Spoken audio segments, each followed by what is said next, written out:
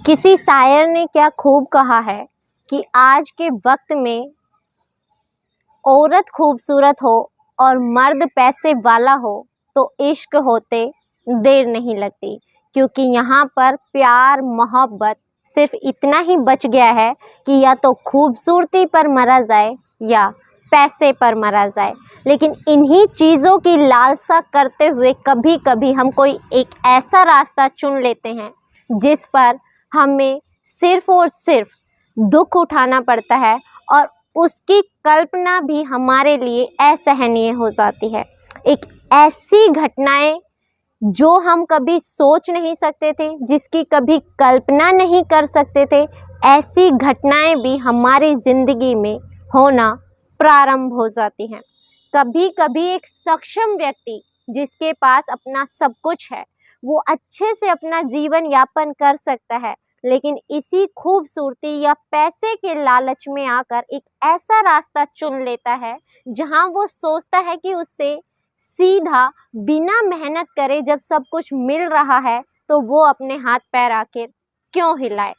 और यहीं से शुरुआत होती है एक किसी न किसी अनहोनी की। और अनहोनी कभी कभी ऐसी हो जाती है कि हम खुद तो फंसते ही फंसते हैं और फंस हमारा पूरा परिवार भी जाता है। नमस्कार, मैं ज्योति गौड़ और आज की जो सच्ची कहानी मैं आपको सुनाने जा रही हूँ, ये सच्ची कहानी जब आप पूरी सुनेंगे तो आप सुनकर एक बार हैरान हो जाएंगे, आपके रोंगटे खड़े हो जाएंगे, आप सोचने पर मजबूर हो जाएंगे कि एक सक्षम परिवार की लड़की के साथ आखिर इतना भयावह कैसे हो सकता है। कोई व्यक्ति इंसानियत की हदों को पार करके आखिर हैवान कैसे बन सकता है। हैवान भी इतना कि वो अपनी हैवानियत की सारी हदें पार कर दे। ये कहानी शुरू होती है इंदौर के मध्य प्रदेश से। सन रहा होगा 2019 की ये बात है। एक व्यक्ति होता है, उसकी उम्र तो होती है लगभग 45 वर्ष। उसकी उम्र 1900, उसका जो डीओबी होता है वो 1974 होता है, लेकिन वो मैट्रिमोनियम साइट पर एक आईडी बनाता है जिसमें वो अपनी डीओबी लिखता है 1985। नाम होता है राजेश विश्वकर्मा, जो एक बिल्डर है। सालाना करोड़ों से भी ज़्यादा वो कमाता है और उसमें वो लिखता है कि वो तलाकशुदा है और एक अच्छी सभ्य परिवार की एक लड़की से विवाह करना चाहता है। लड़की सुंदर हो, सुशील हो और पढ़ी लिखी हो। और जब कोई व्यक्ति इतना देखेगा कि सालाना कमाई करोड़ों में है तो ऐसा देखकर कोई ना कोई झांसे में जरूर फंस जाएगा। और उसके झांसे में फंस जाती है एक सरकारी शिक्षिका, जो खुद एक संपन्न परिवार से, एक अच्छे घर से ताल्लुक रखती है और खुद अपने बलबूते पर जिसने एक अच्छी जॉब हासिल की है, जो खुद एक अध्यापिका है। वो जैसे ही उस व्यक्ति की मैट्रिमोनियम साइट पर आईडी देखती है, वो वहां पर तो बातचीत नहीं करती मगर उसे फेसबुक पर तलाश कर लेती है। राजेश विश्वकर्मा को वो फेसबुक पर तलाश करती है। तलाश करने के बाद अब फेसबुक पर रिक्वेस्ट भेज देती है और यहीं से दोनों की बातचीत का सिलसिला शुरू हो जाता है। बातचीत का सिलसिला अब चलने लगता है। जो लड़की है ये सिर्फ और सिर्फ ये सोचकर कि लड़का संपन्न परिवार से है, एक अच्छे घर से है, अच्छा खासा कमाता है, उसकी जिंदगी पूरी की पूरी संवर जाएगी, वो एक लग्जरी लाइफ जी पाएगी, एक अच्छा जीवन यापन कर पाएगी। ये सोचकर वो उससे दोस्ती बढ़ाती है। दोस्ती प्यार में बदलती है और बातें यहाँ तक आ जाती हैं कि अब उन दोनों को विवाह करना है।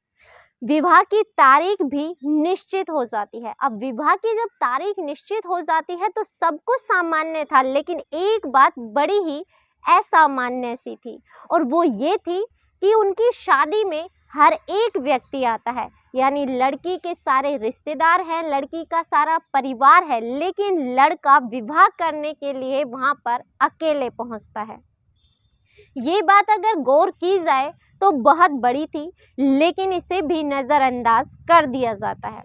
दरअसल लड़के से जब पूछा जाता है कि आपके परिवार से या आपके यार दोस्तों में से कोई क्यों नहीं आया, तो वो बताता है कि दरअसल वो घर वालों को बता चुका था कि वो इसी लड़की से शादी करेगा और इस लड़की से शादी करने के लिए उसने घर वालों से कहा, लेकिन घर वाले इस विवाह के लिए तैयार नहीं हैं क्योंकि वो एक अच्छे खासे रईस खानदान से संबंध रखता है। तो उनके घर वालों को ये विवाह पसंद नहीं था और मैं उनके खिलाफ जाकर ये शादी कर रहा हूँ। लेकिन आप चिंता नहीं करिए, हम शादी कर लेंगे तो कुछ दिनों बाद तो हमारा परिवार मान ही जाएगा।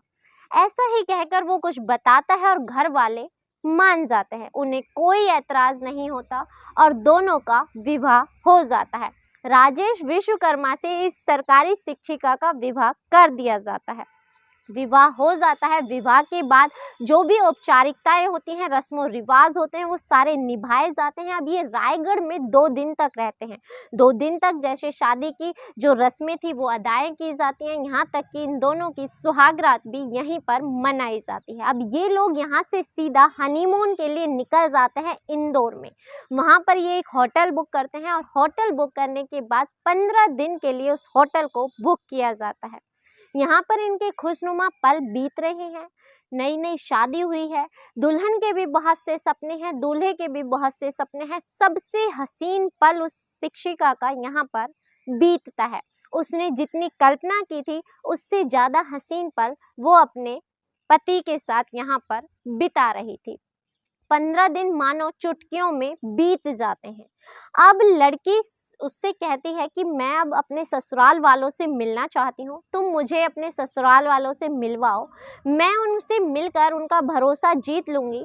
ऐसा नहीं है कि मैं उन्हें पसंद ना आऊँ। वो बहाना बनाता है कि अभी नहीं, मामला थोड़ा ठंडा हो जाने दो, कुछ समय और रुको और थोड़े समय बाद मैं तुम्हें मिला दूंगा। अब वो कहती है तो अगर हम घर नहीं जाएंगे तो आखिर हम अब कहाँ जाएंगे। वो बोलता है कि तुम चिंता नहीं करो, मेरा फार्म हाउस है यहीं मध्य प्रदेश में ही मेरा एक फार्म हाउस है मांगलिया इलाके में। मेरे फार्म हाउस पे चलते हैं, तुम्हें जीवन की सबसे सुखी और हसीन पल वहां पर देखने को मिलेंगे। अब वो इस सरकारी शिक्षिका को लेकर के अपने फार्म हाउस पर पहुंच जाता है। फार्म हाउस वाकई में बेहद आलीशान है, बहुत ही खूबसूरत है। यहाँ पर इस फार्म हाउस में तरह तरह के पेड़ पौधे, अच्छे से अच्छी जो लग्जरी लाइफ जीने के लिए ज़िंदगी होती है, लग्जरी लाइफ के लिए जितने भी संसाधन होते हैं वो यहाँ पर मौजूद होते हैं। पूरा का पूरा फार्म हाउस सीसीटीवी फुटेज से भरा हुआ है। हर जगह चप्पे चप्पे पर सीसीटीवी फुटेज कैमरे लगाए गए हैं, यानी पूरे फार्म हाउस पर हमेशा 24 घंटे नज़र रखी जाती है। यहाँ पर एक से एक गाड़ियाँ हैं, ऑडी से लेकर फॉर्च्यूनर तक। हर एक गाड़ियाँ उस फार्म हाउस के बाहर खड़ी हैं। अंदर जाकर देखा जाए तो सुख सुविधाओं की कोई ऐसी चीज़ नहीं है जो वहाँ पर मौजूद नहीं है। सोफ़ा सेट, डबल बेड, हर एक कमरे में एसी और हर एक कमरे में हर एक सुख सुविधाओं की चीज़ें वहाँ पर मौजूद है। जैसे ही दरवाजे पर जाते हैं एक नौकर आता है, बड़े ही सम्मान के साथ उनका स्वागत करता है और दोनों को अंदर लेकर आ जाता है। अब जब इस नज़ारे को वो शिक्षिका देखती है तो देखकर मानो उसे ऐसा लगता है कि उसका बरसों का सपना पूरा हो गया हो। मानो एक तरह से वो ख्वाब देख रही थी और उसका ख्वाब सच हो गया हो। उसकी खुशी का कोई ठिकाना नहीं होता। वो इतना खुश है कि वो किसी से इस खुशी को जाहिर भी नहीं कर सकती और उसे लग रहा है मानो उसके कदम धरती पर टिक ही नहीं रहे। अब कुछ दिन ऐसे ही आराम से बड़े प्यार से गुजरने लगते हैं। अब जो ये राजेश विश्वकर्मा है, ये उसे अलग अलग तरीके जैसे आधुनिक कपड़े होते हैं ऐसे कपड़े पहनने के लिए दिया करता था। उसे बिल्कुल मॉडर्न तरीके से जैसे एक मॉडल को रखा जाता है ऐसे बना कर रखता था। वो कहता था कि मैं तुम्हारे साथ बिल्कुल ऐसे रहना चाहता हूँ जैसे मैं जीना चाहता हूँ। मैं एक लग्जरी लाइफ जीता हूँ, तुम्हें भी वैसे ही लाइफ जीने का पूरा अधिकार है। लड़की बेहद खुश है। उसे डांस करवाया जाता है, गाने चलाए जाते हैं, म्यूजिक चलाया जाता है, पार्टियां की जाती है, यहाँ तक कि उसे शराब तक परोस दी जाती है और उसे कहा जाता है ये सारी चीज़ें आम हैं। अब धीरे धीरे वो उसके माहौल में घुलने मिलने लगती है। इसी के साथ साथ वहाँ पर एक बड़ी सी दीवार पर, एक बड़ी सी स्क्रीन पर एक टीवी लगा हुआ होता है। उसे वहाँ पर टीवी देखने का शौक है। अब जो ये राजेश विश्वकर्मा है, इससे कुछ गंदी फिल्में यानी पश्चिमी फिल्में देखने का बेहद शौक था। वो जो ऐसी गंदी फिल्में होती थी वो अपनी पत्नी के साथ बैठकर देखा करता था और पत्नी से डिमांड किया करता था कि जैसा इसमें हो रहा है बिल्कुल मुझे तुम्हारे साथ वैसा ही करना है।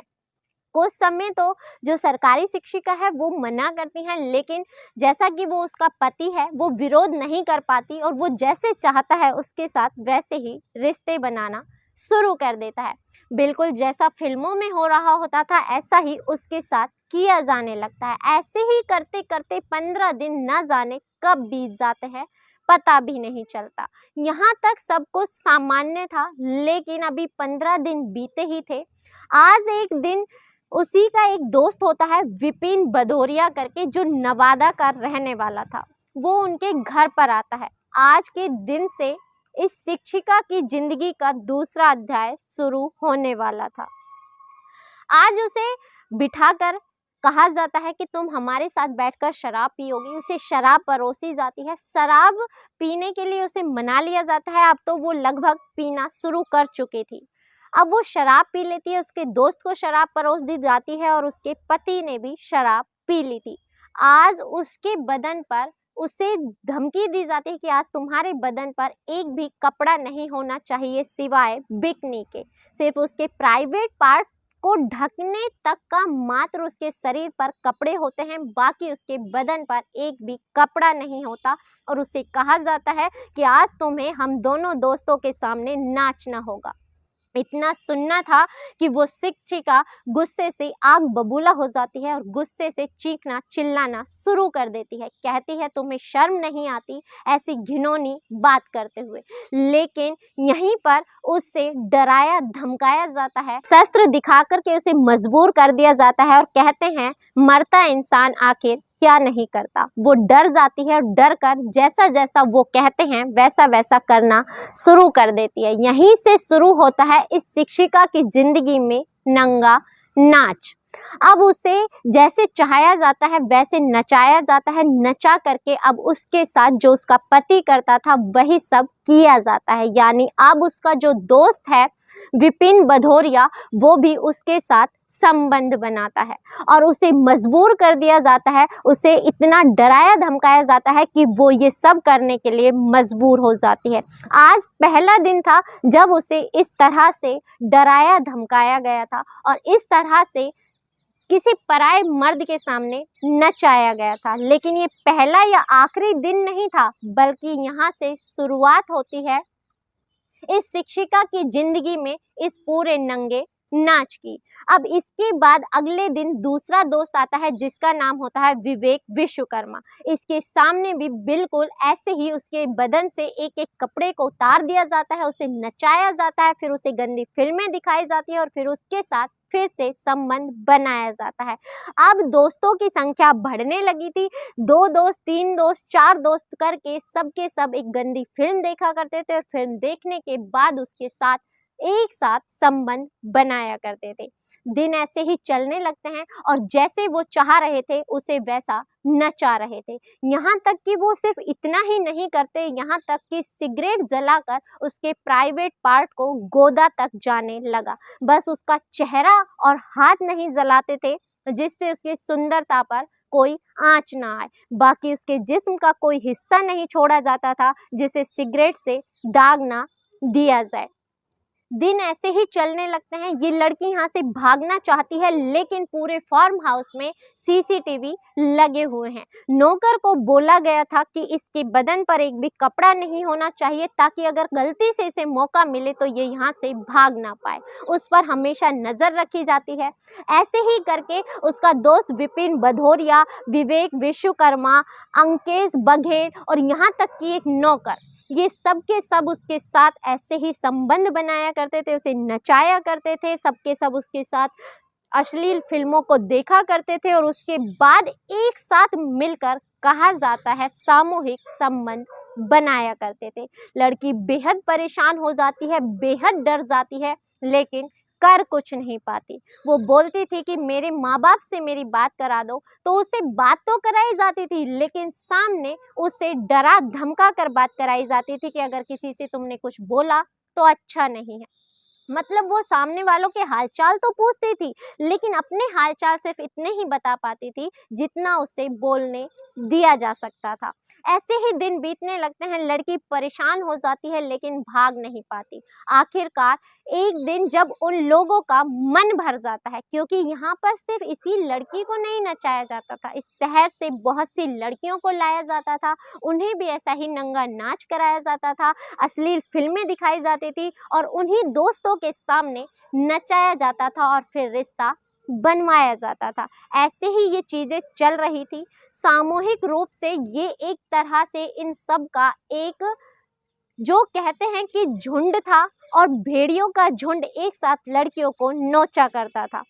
और यहाँ पर लड़कियों की सुनने वाला शायद ही कोई हो, क्योंकि पूरा फार्म हाउस उसके कब्जे में था। एक तरह से वो 24 घंटे उस पर नजरें रखा करता था, और नजरें इतनी कि कोई भी परिंदा वहाँ से निकल कर नहीं जा सकता था। लेकिन एक दिन वो शायद एक अति हो जाती है, या बोला जा सकता है कि उस पर तरस आ जाता है, या उससे मन भर जाता है, ऐसा कह सकते हैं, और उसे छोड़ दिया जाता है। और कहा जाता है कि तुम्हारी हर एक वीडियो हमने अपने मोबाइल में कैद कर ली है, मोबाइल में कैद करने के बाद ही हम तुम्हें भेज रहे हैं, तुम्हें भेज जरूर रहे हैं, लेकिन यहाँ तुम्हारे साथ जो भी हुआ है इसके बारे में अगर तुमने किसी को भी बताया तो इस वीडियो को वायरल कर दिया जाएगा, और साथ ही साथ तुम्हारे परिवार को भी खत्म कर दिया जाएगा।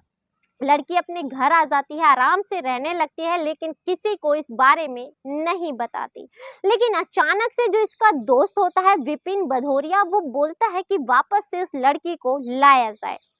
अब उस पर रेकी की जाती है, उस पर नजर रखी जाती है कि कैसे भी वो लड़की निकले, और उसे डरा धमका कर कैसे भी यहाँ पर लाया जाएगा।